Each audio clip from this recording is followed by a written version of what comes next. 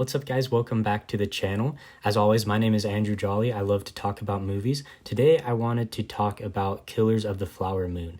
So I know I'm a little late to this one. I was actually out of the country this weekend, so I didn't have the chance to go see it when it first came out.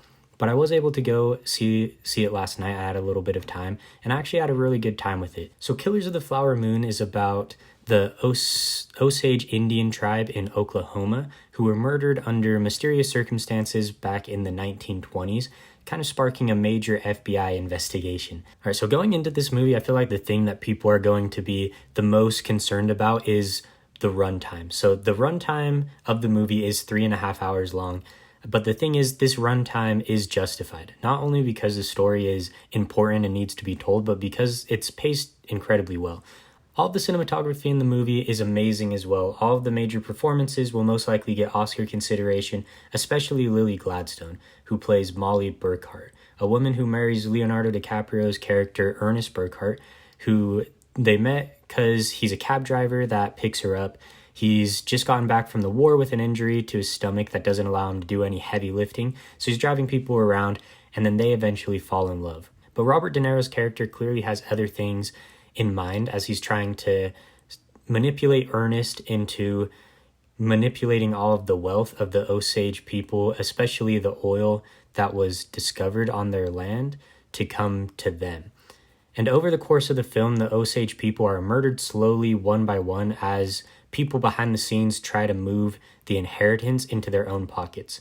Since this side of history isn't really known very well, it is very important that this movie does exist to tell this story. I think that one thing that the movie does really well is with early conversations in the movie where people are talking over dinner, they're talking about ways they can kind of earn money, and there's just this slightest hint of some nastiness. They don't really come out and say certain things, but you can tell that they're thinking it.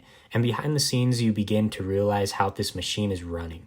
And it's those normal conversations in the beginning that are so scary because really this movie is about hate crimes and racial violence. And it's the fact that everyone around some of these characters really did seem innocent at first. And that's why all the acting in the movie is so great. Leonardo DiCaprio is once again amazing in this film.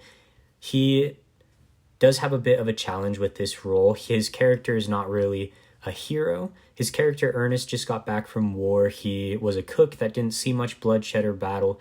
And DiCaprio finds a way to play that role with a lot of complex conflict because he really does love this woman that he's fallen in love with, Molly. Now, Robert De Niro is also incredible in this movie. I think that seeing this movie with this cast and a story of this importance is something that people should see on the big screen. It is a very long but very well paced. You can really tell that the people behind this movie really did care about telling this story.